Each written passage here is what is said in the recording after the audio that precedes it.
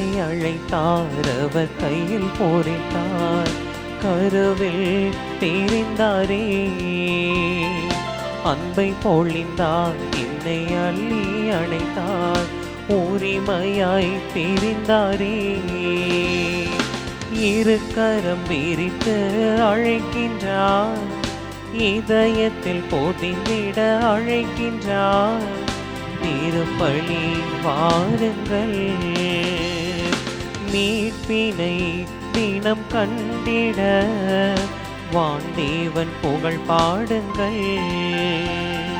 பாரெங்கும் அருள் சூழ்ந்திட தியாகத்தின் வழி கோடுங்கள். அழைக்கும் இறைவன் குரல் கேட்க ஆலயம் நிறைவோம் வாருங்கள். அன்பின் சுவடுகள் பதித்திடவே இறை குலமாய் இணைந்து வாருங்கள். தந்தை மகன் தூய் ஆவியாரின் பெயரால் ஆமென். நம் ஆண்டவராகிய இயேசு கிறிஸ்துவின் அருளும் கடவுளின் அன்பும் தூய் ஆவியாரின் நட்புறவும் உங்கள் அனைவரோடும் இருப்பதாக. உம் ஆன்மாவோடும் இருப்பதாக. கிறிஸ்தேசுவுக்குள் பிரியமானவர்களே, இன்று பொது காலத்தின் 12ஆம் ஞாயிறு திருப்பலியை நாம் சிறப்பித்துக் கொண்டிருக்கிறோம். இன்று முதல் வாசகத்தில் எரேமியா சொல்கிறாரு, என்னுடைய எதிர்களுக்கு எதிராக வலிமை வாய்ந்த வீரராக கடவுள் என்னோடு இருக்கிறார் என்று சொல்கிறார். அன்பிற்குரியவர்களே, எதை கண்டும் பயப்படாதீர்கள், நம்மோடு ஆண்டவர் இருக்கிறார். கடவுள் நமக்கு வலிமை வாய்ந்த வீரராய் நம்மோடு துணை இருக்கிறார். அடுத்தவர்கள் நம்முடைய வீழ்ச்சியில் மகிழ்ச்சியுறலாம், நம்முடைய வீழ்ச்சிக்காக காத்து கொண்டிருக்கலாம். ஆனால் கலங்காதீர்கள், அஞ்சாதீர்கள், நம்மை காக்கும் தெய்வன் நம்மோடு இருக்கிறார் என்ற நம்பிக்கையோடு சிறப்பாக இந்த திருப்பலியிலே நம் அனைவரும் ஒன்றாக இணைந்து ஜெபிப்போம். அன்புமிக்க சகோதர சகோதரிகளே, தூய மறை நிகழ்வுகளை கொண்டாட நாம் தகுதி பெறும் பொருட்டு நம் பாவங்களை ஏற்றுக்கொள்வோம்.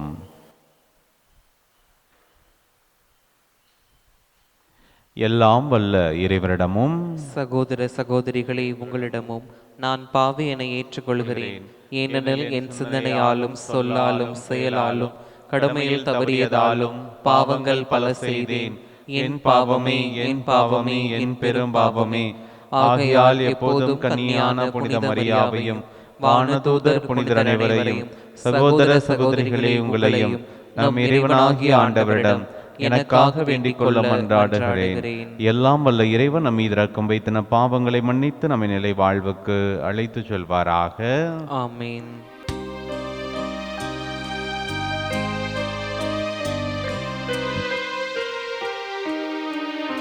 ஆண்டவரே இரக்கமாயிரும். ஆண்டவரே இரக்கமாயிரும். கிறிஸ்துவே இரக்கமாயிரும். கிறிஸ்துவே இரக்கமாயிரும். ஆண்டவரே இரக்கமாயிரும். ஆண்டவரே இரக்கமாயிரும்.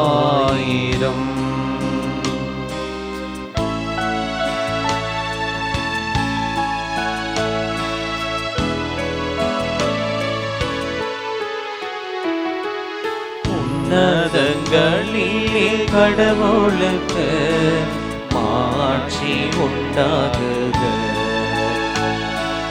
உலகினிலே நல்மனத்தோர்க்கு அமைதியாகுக. உம்மை புகழ்கின்றோம், உம்மை வாழ்த்துகின்றோம், உம்மை ஆராதிக்கின்றோம், உம்மை மாட்சிப்படுத்துகின்றோம்.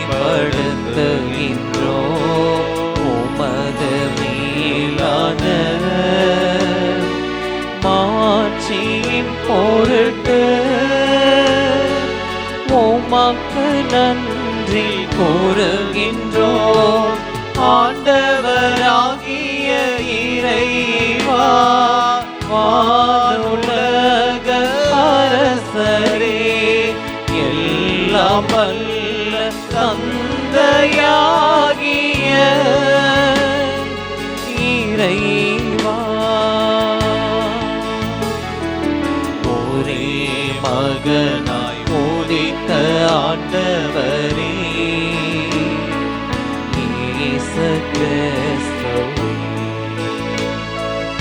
ஆண்டவராகிய இறைவா, இறைவனின் செம்மறியே, தந்தையின் திருமகனே,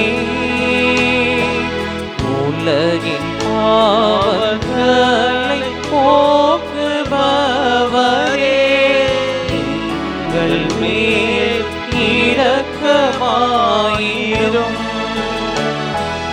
உலகின் பாவங்களை போக்குபவரே, எங்கள் மன்றாட்டை ஏற்றருளும். தந்தையின் வலப்பக்கம் வீற்றிருப்பவரே, எங்கள் மேல் இரக்கமாயிரும். ஏனெனில் இயேசு கிறிஸ்துவே, நீர் ஒருவரே தூயவர், நீர் ஒருவரே ஆண்டவர், நீர் ஒருவரே உன்னத தூய ஆவியாரோடு தந்தையாகிய இறைவனின் மாட்சியில் இருப்பவர் நீரே.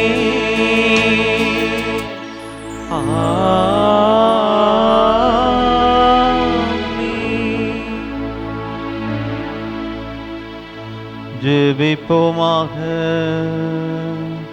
ஆண்டவரே, உம்மையே நம்பி உம்முடைய அன்பில் நிலைத்திருப்பவர்களை நீர் என்றும் கைவிடுவதில்லை. இவ்வாறு நாங்கள் உமது திருப்பெயரை எக்காலத்திலும் போற்றவும் உம்மை அன்பு செய்யவும் எங்களுக்கு அருள்வீராக. உம்மோடு தூயாவியின் ஒன்றைப்பில் இறைவனாய் என்றென்றும் வாழ்ந்து ஆட்சி செய்கின்ற எங்கள் ஆண்டவராகிய இயேசு கிறிஸ்து வழியாக உம்மை மன்றாடுகின்றோம்.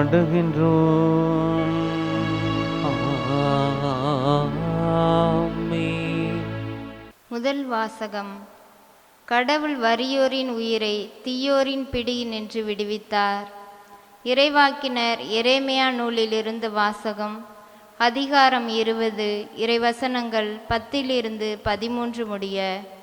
எரேமியா கூறியது: சுற்றிலும் ஒரே திகில், என்றும் பலர் பேசிக்கொள்கின்றார்கள்.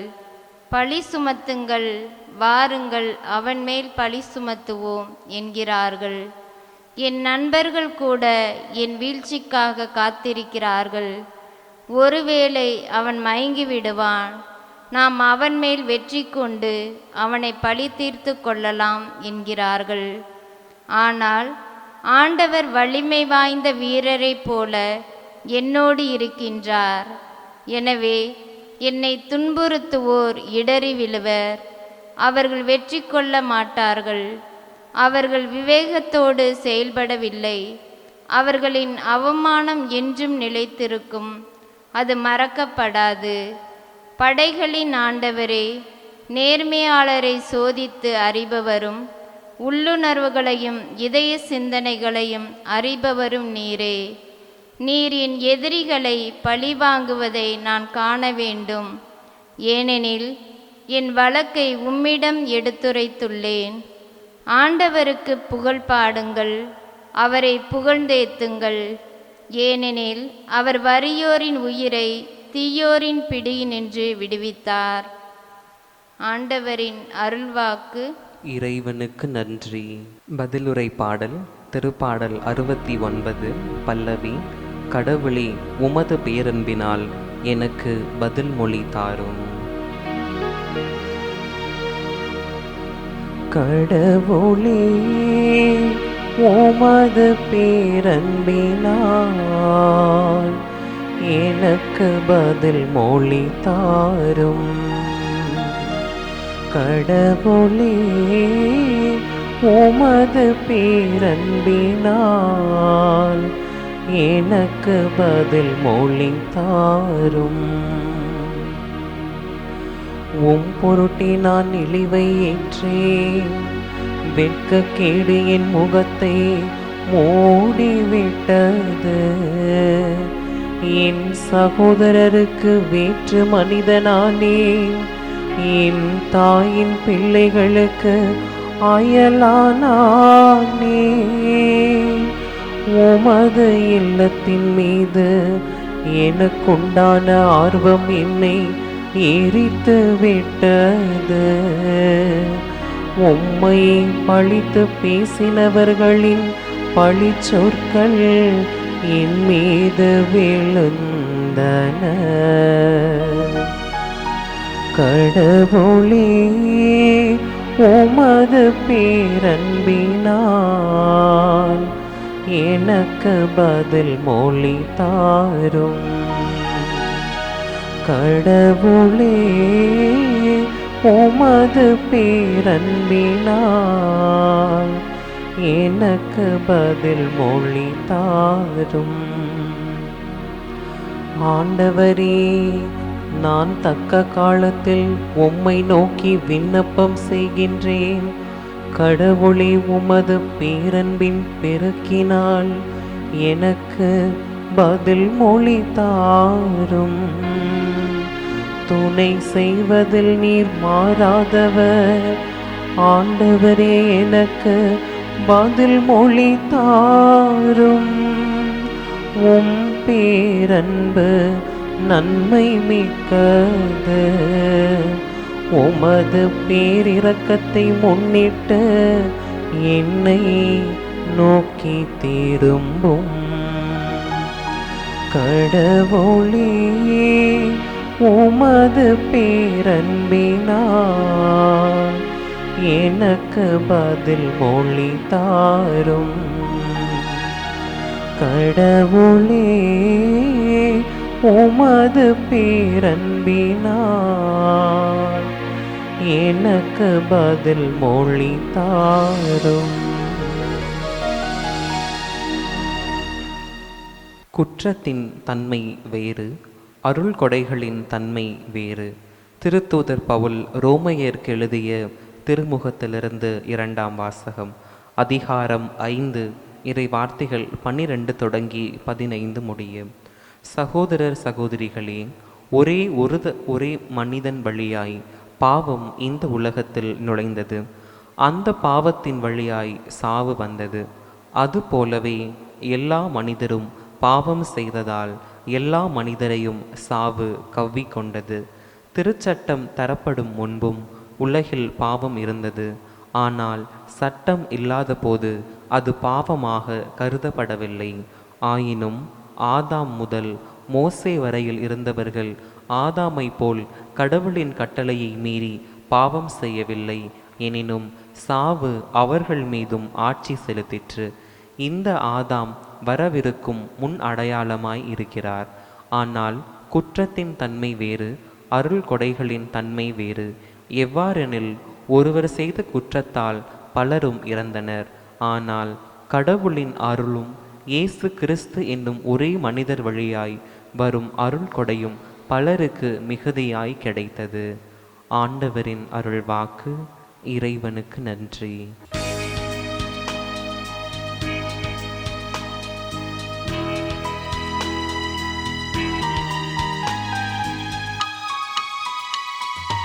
அல்லேலூயா, அல்லேலூ, அல்லேலூயா, அல்லேலூ, அல்லேலூயா, அல்லேலூ, அல்லேலூயா, அல்லேலூ, அல்லேலூயா, அல்லேலூ, அல்லேலூயா, அல்லேலூயா, அல்லேலூயா.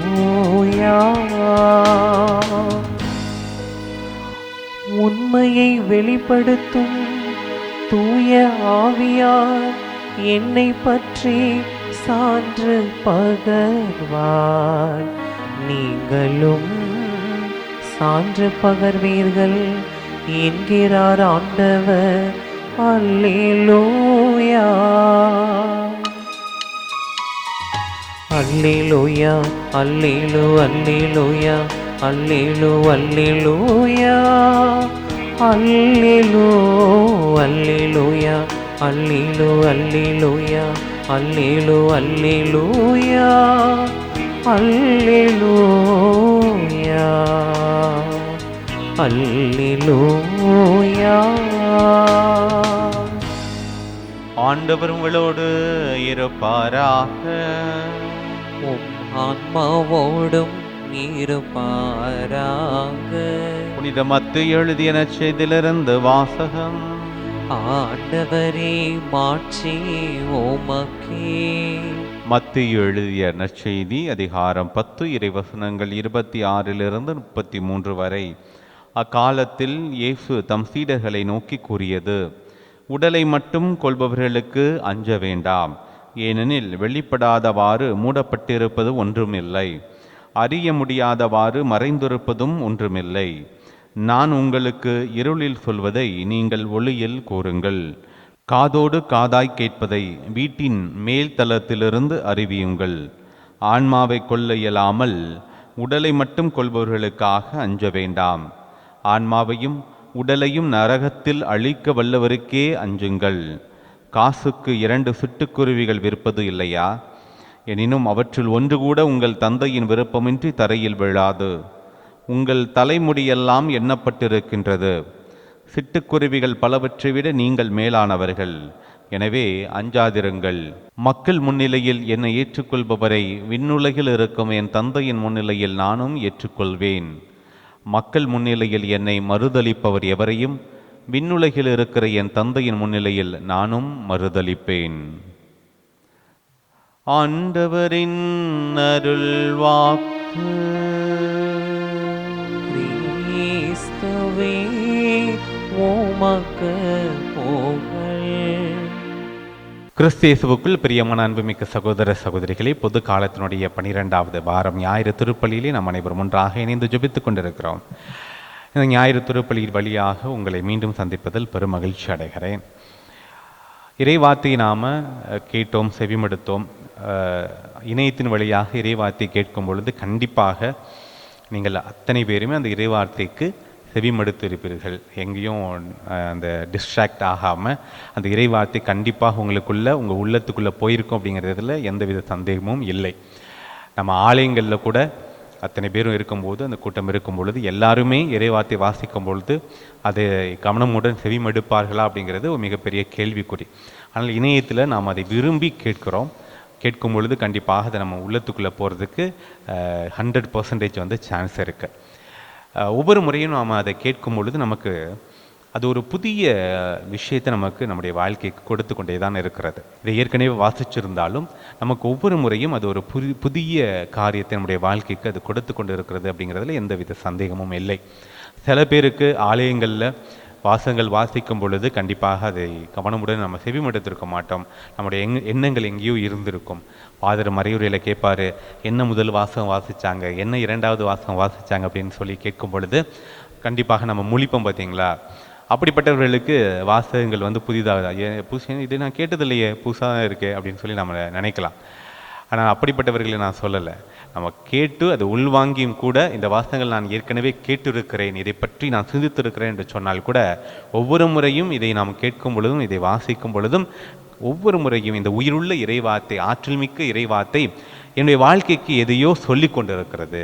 இன்று அப்படி தான் நம்முடைய வாழ்க்கைக்கு எதையோ சொல்ல போகுது. அதை நாம் கேட்டு அதை நாம் பின்பற்ற தயாராக இருக்கிறோமா அப்படிங்கிறது தான் மிகப்பெரிய கேள்விக்குறி. என்னுடைய வாழ்க்கையில் மாற்றத்தை ஏற்படுத்துவதற்கு இந்த உயிருள்ள இறைவார்த்தை தயாராக இருக்கிறது. ஆனால் அதை ஏற்று நான் மாற நான் தயாராக இருக்கிறேனா? அதுதான் மிகப்பெரிய கேள்விக்குறியாக இருக்கிறது. ஆனால் அதற்காகத்தான் நாம் அழைக்கப்பட்டிருக்கிறோம். அதற்காகத்தான் இந்த ஆண்டவரை நான் விசுவசித்து நம்பி நான் கிறிஸ்தவனாக இருக்கிறேன். நம்முடைய வெறும் பெயரளவுக்கு சமூகத்தில் கிறிஸ்தவர்களாக இருக்கிறோம் என்று சொன்னால் இதை பற்றி நம்ம எதுவுமே கவலைப்பட மாட்டோம். நம்ம கடமைக்கு திருப்பலியில் பங்கேற்கலாம், இறைவார்த்தை பகிர்வும் போது நம்முடைய எண்ணங்கள் எங்கேயோ இருக்கலாம், சில பக்தி முயற்சிகளில் நாம் பங்கேற்கலாம், அது போதும் எனக்கு அப்படின்னு சொல்லி திருப்தி அடையக்கூடியவர்களுக்கு இந்த இறைவார்த்தை எந்தவித மாற்றத்தையும் தாக்கத்தையும் வாழ்க்கையில் ஏற்படுத்தாது. மாறாக இது என்னுடைய வாழ்க்கையில் தாக்கத்தை மாற்றத்தை ஏற்படுத்தும் பொழுது ஆண்டவர் அருளுகிற நிலை வாழ்வை மீட்பை நான் பெற்றுக்கொள்கிறேன். அதை நீங்கள் விசுவசிக்கிறீங்க அப்படின்னு சொன்னால் இந்த இறைவார்த்தைகள் நமக்கு கொடுக்கக்கூடிய காரியத்தை நம்ம ஏற்று நம்முடைய வாழ்க்கையில் செயல்பாடுகளில் அதை பிரதிபலிக்க வேண்டும், அதை சாட்சியாக நாம் மாற்ற வேண்டும். இன்றைய வாசகங்கள் நமக்கு சொல்லுகிற ஒரு காரியம் என்ன அப்படின்னு சொன்னால், நாம் துணிவோடு உண்மையின் பக்கம் நிற்க வேண்டும். அதுதான் மிகப்பெரிய கடினமான ஒரு காரியமாக இன்றைய சமூகத்தில் நமக்கு இருக்கிறது. கிறிஸ்துவ வாழ்க்கை வாழ்கிறது அவ்வளோ ஒரு எளிதான காரியம் இல்லை. கிறிஸ்தவர்களாக இருப்பது வேண்டுமென்றால் எளிதாக இருக்கலாம், ஆனால் ஒரு கிறிஸ்தவனாக, உண்மையான கிறிஸ்தவளாக வாழ்வது என்பது மிக கடினமான ஒரு காரியம். அப்படிப்பட்ட ஒரு கடினமான காரியம்தான் இன்றைய வாசகங்கள் நமக்கு கொடுக்கப்படுகிற காரியம். உண்மையின் பக்கம் நாம் நிற்க வேண்டும். இன்றைக்கி நிறைய நேரங்களில் நம்முடைய வாழ்க்கையில் நம்முடைய சுயநலத்திற்காக நம்ம நிறைய காம்ப்ரமைசஸ் பண்ணிக்கிறோம். உண்மையின் பக்கம் நம்ம முழுமையாக நிற்கிறோமா அப்படின்னு சொன்னால் அது மிகப்பெரிய கேள்விக்குறி. இப்படி இருந்தால் தான் எனக்கு இது கிடைக்கும் அப்படிங்கிற ஒரு காரியத்திற்காக நாம் என்ன பண்ணுறோம், ஃப்ளெக்சிபிளாக நம்ம மாறிக்கிறோம். நம்முடைய வாழ்வு உண்மையின் பக்கம் நிற்கும் பொழுது நம்முடைய வாழ்க்கையில் நிறைய துன்பங்களையும் சோதனைகளையும் எதிர்ப்புகளையும் நாம் சந்திப்போம். அதனால் நம்ம பயந்துட்டோம் அப்படின்னு சொன்னால், பயந்தனால தான் நாம் அதை கொஞ்சம் ஒதுக்கி வச்சுட்டு நமக்கு எது ரொம்ப கம்ஃபர்டபுளாக இருக்கோ அப்படின்னு சொல்லி அந்த பகுதியை நாம் தேர்ந்தெடுத்து கொள்கிறோம். ஆனால் ஆண்டவர் சொல்கிறார், நீ உன்னுடைய உடலை கொல்ல வல்லவருக்காக பயப்படாத, இந்த உலகத்துக்காக பயப்படாத. என்னை விட இவங்களுக்கு மிகப்பெரிய ஆற்றலோ சக்தியோ கிடையாது. மாறாக உன்னுடைய உடலையும் உன்னுடைய ஆன்மாவையும் நரகத்திற்கு இட்டு சொல்லக்கூடிய வல்லமை மிக்க கடவுளுக்காக தான் நீ யோசிக்கணும். அந்த கடவுள் சொல்றாரு, நீ உண்மையின் பக்கம் வாழணும், நீதியின் பக்கம் வாழணும்.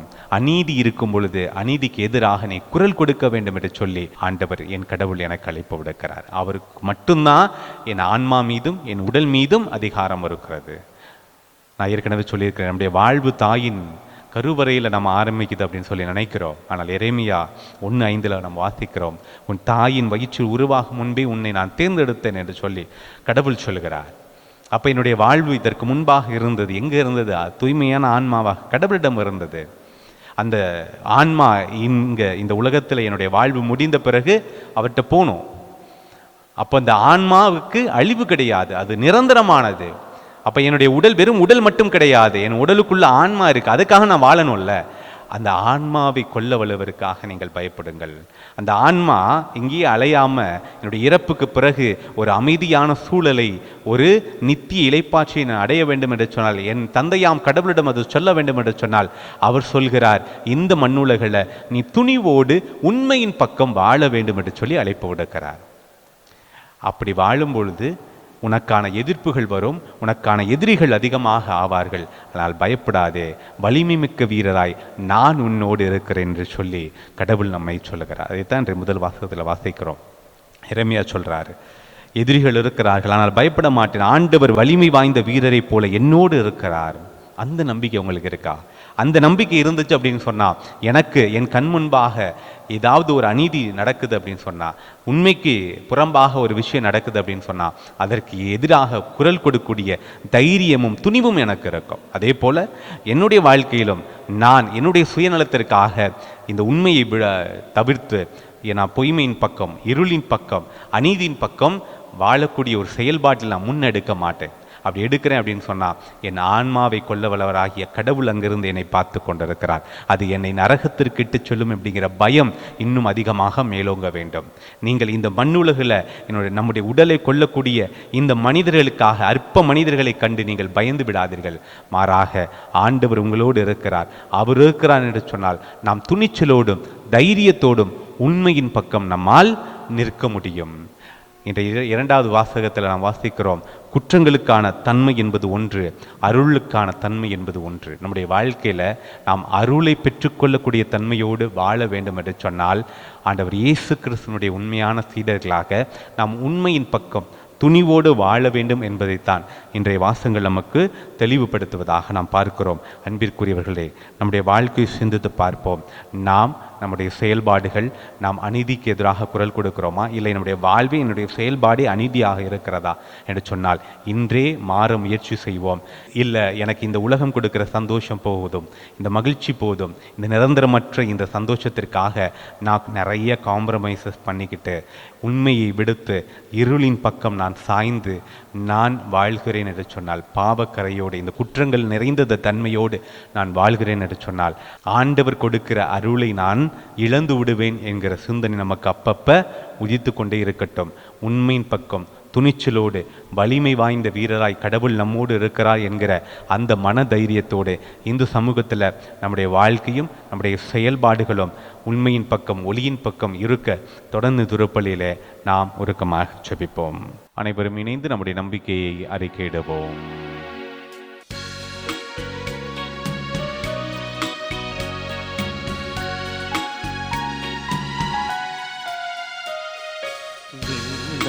மன்னையும் படைத்தவராம் கடவுள் ஒருவர் இருக்கின்றார். தந்தை மகன் தூய ஆவியராய் ஒன்றாய் வாழ்வோரை நம்புகிறேன். தூய ஆவியின் வல்லமையால் இறை மகன் நமக்காய் மனிதரானார். கன்னி மரியிடம் பிறந்தவராம் இயேசுவை உறுதியாய் நம்புகிறேன். பிலாத்துவின் ஆட்சியில் பாடுபட்டார், சிலுவையில் இறந்து அடக்கப்பட்டார். மூன்றாம் நாளில் உயிர் தெழுந்தார், இறப்பின் மீதே வெற்றி கொண்டார். விண்ணகம் வாழும் தந்தையிடம் அரியணை கொண்டு இருக்கின்றார். உலகம் முடியும் காலத்திலே நடுவராய் திரும்பவும் வந்திடுவார். தூய ஆவியாரை நம்புகிறேன், பாரினில் அவர் துணை வேண்டுகிறேன். பாவ மன்னிப்பில் தூய்மை பெற்று பரிகார வாழ்வில் நிலைத்திடுவேன். திரு அவை உரைப்பதை நம்புகிறேன், புனிதர்கள் உறவை நம்புகிறேன்.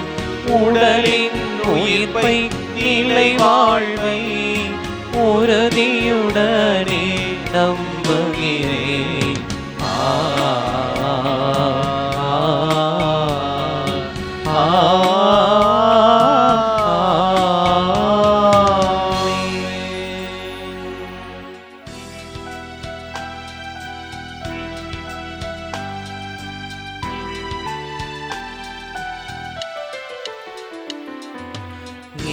என்ன ஆனந்தம், எல்லையில்லா ஆனந்தம், என்னை உனக்கு கொடுப்பதில் தானே ஆனந்தம்.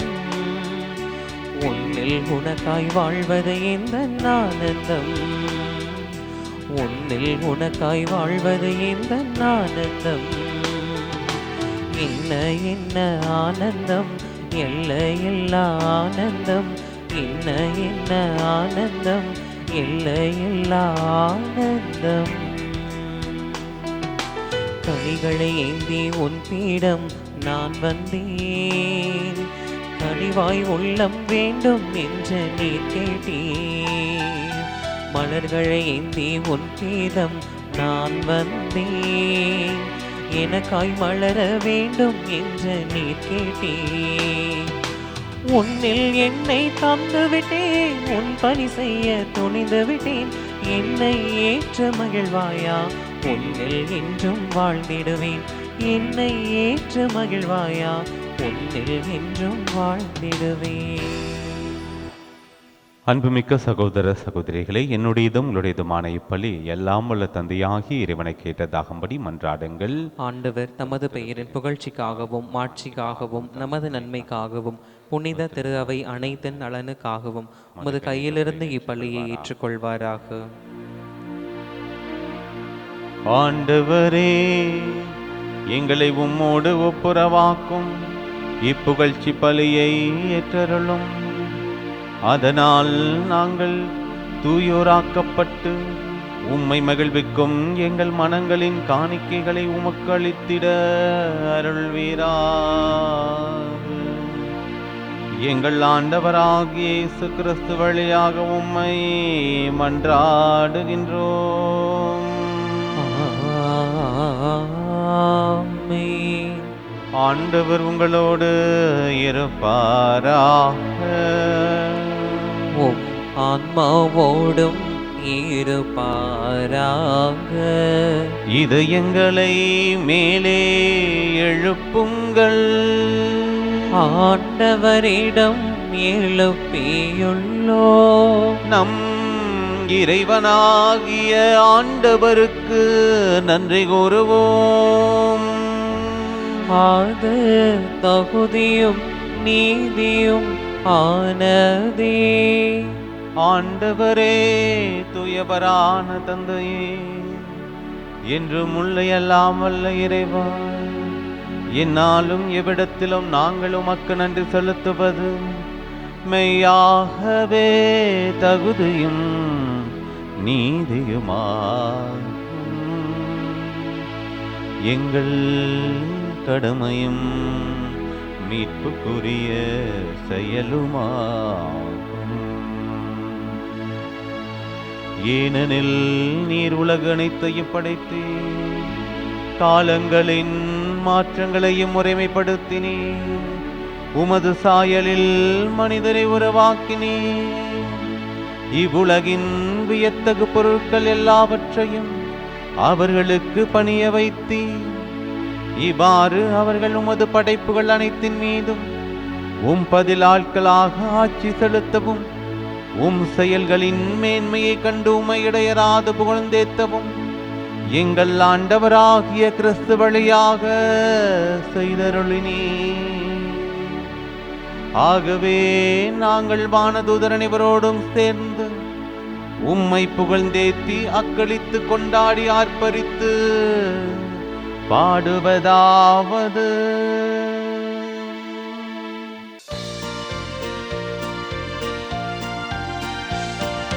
தூயவர் தூயவர் தூயவர், வான்படைகளின் கடவுளாம் ஆண்டவர்.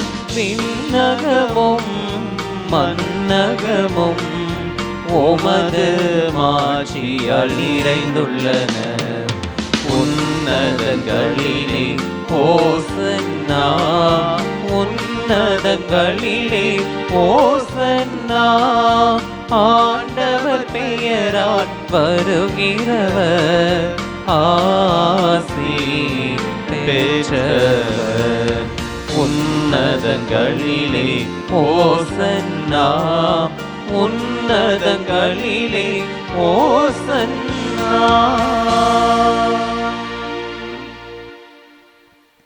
ஆண்டவரே, நீர் மெய்யாகவே தூயவர், தூய்மை அனைத்துக்கும் ஊற்று. ஆகவே உம்முடைய ஆவியை பொழிந்து காணிக்கைகளை தூய்மைப்படுத்த உம்மை வேண்டுகின்றோம்.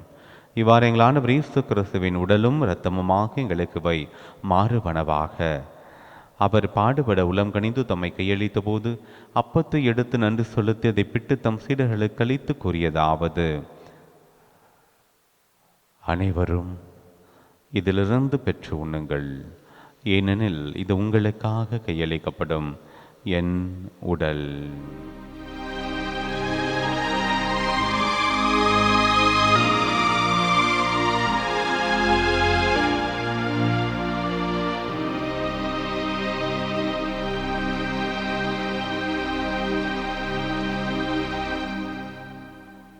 அவ்வண்ணமே இரவு விருந்தை அருந்திய பின் கிண்ணத்தையும் எடுத்து மீண்டும் உமக்கு நன்றி கூறி தம் சீடர்களுக்கு அளித்தவர் கூறியதாவது: அனைவரும் இதிலிருந்து பெற்று பருகுங்கள், ஏனெனில் இது புதிய நிலையான உடன்படிக்கைக்குரிய இரத்தத்தின் கிண்ணம்.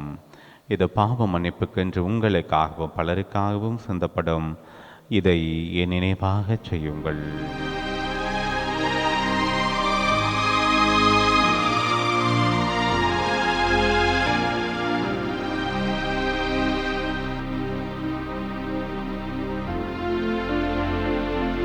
நம்பிக்கையின் மறை பொருள்.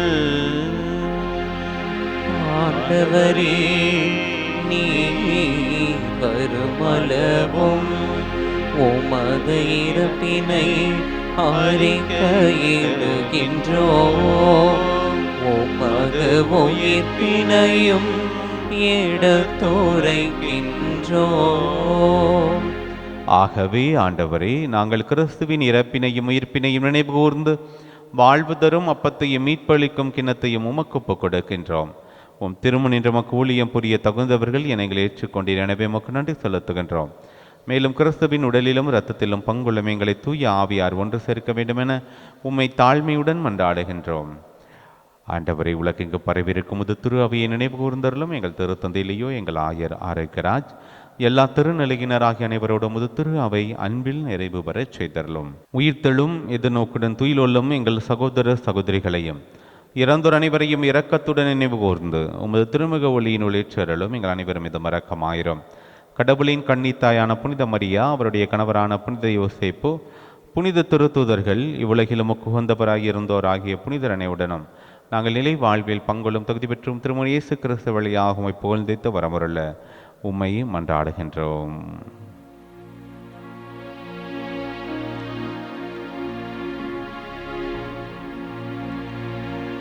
இவர் வழியாக இவரோடு இவரில் எல்லாம் வல்ல இறைவனாகிய தந்தையே, தூய ஆவியாரின் ஒன்றிப்பில் எல்லா புகழும் மாட்சியும் என்றென்றும் உமக்கு உரியதே.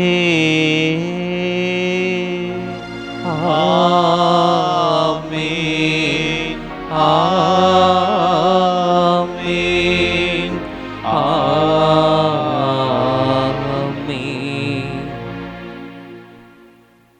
மீட்பரின் கட்டளையால் கற்பிக்கப்பட்டு இறை படிப்பினையால் பயிற்சி பெற்ற நாம் துணிந்து சொல்வோம்.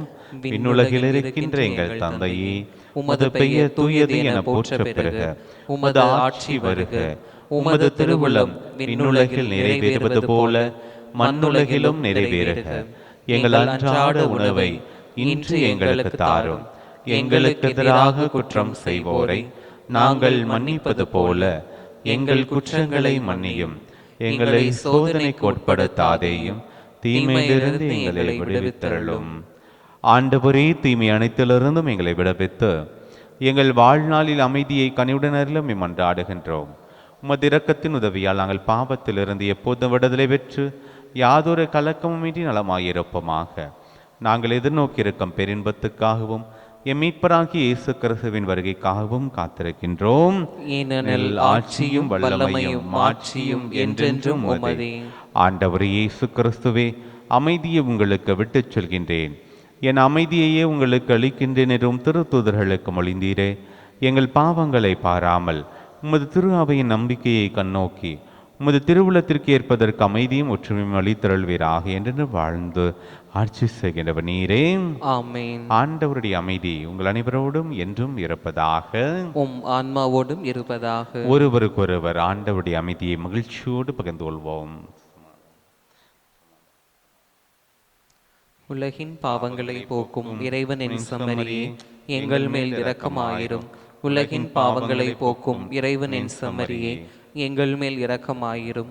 உலகின் பாவங்களை போக்கும் இறைவனின் செம்மறியே, எங்களுக்கு அமைதியை அளித்தருளும். இயேசு கிறிஸ்துவின் நாட்களும் திருள்ளும் திருத்தமை திருக்கும் தன்னைக்குள்ளாகாமல் பெருவிருக்கத்தின் மனது குடலுக்கு பாதுகாப்பு நலமளிக்கும் மருமந்தாகவும் இருப்பனவா.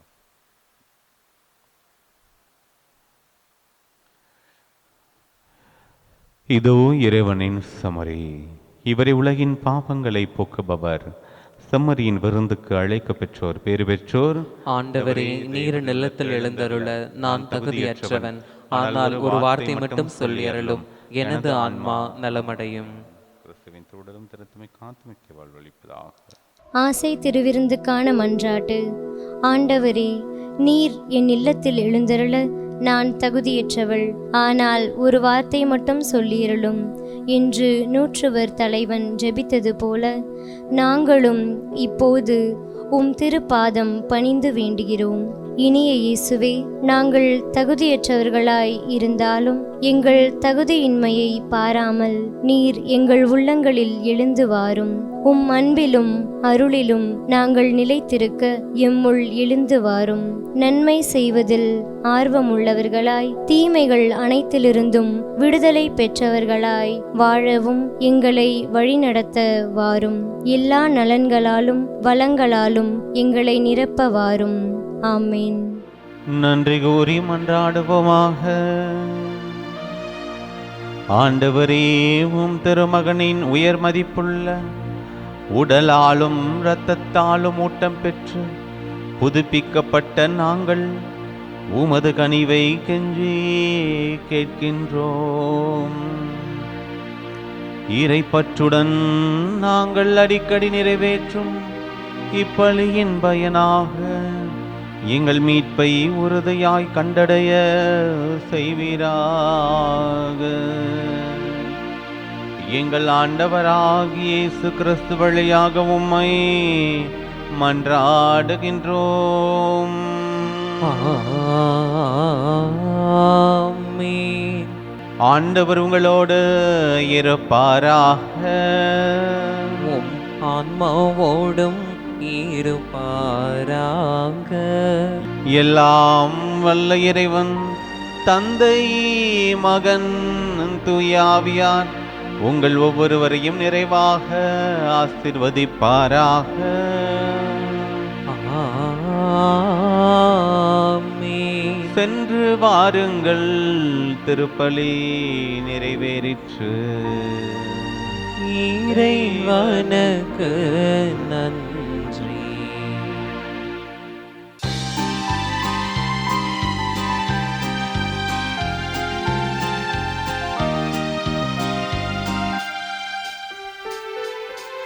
என்ன தவம் செய்தாயோ மரியே, என்ன தவம் செய்தாயோ.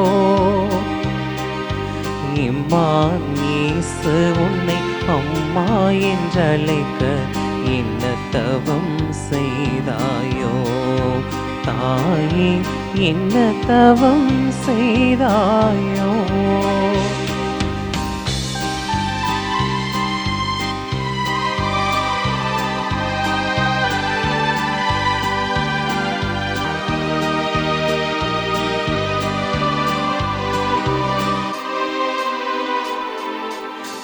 கண்களுக்குள் ஆசி நிரம்ப பெற்றாயும் கண்களுக்கு கருணை காட்டிவிட்டாய். பெண்களுக்குள் ஆசி நிரம்ப பெற்றாயும் கண்களுக்கு கருணை காட்டிவிட்டாய். மங்களங்கள் பொழிந்தாய் மரியே வாழ்க. மங்களங்கள் பொழிந்தாய் மரியே வாழ்க. மண்ணுலகம் எங்கும் முந்தன் புகழ் வாழ்க. புகழ் வாழ்க, புகழ் வாழ்க. என்ன தவம் செய்தாயோ மரியே, என்ன தவம் செய்தாயோ. எம்மான் இயேசு உன்னை அம்மா என்றழைக்க என்ன தவம் செய்தாயோ. தாயே, என்ன தவம் செய்தாயோ. தந்தை, மகன், தூய ஆவியின் பெயராலே ஆமென்.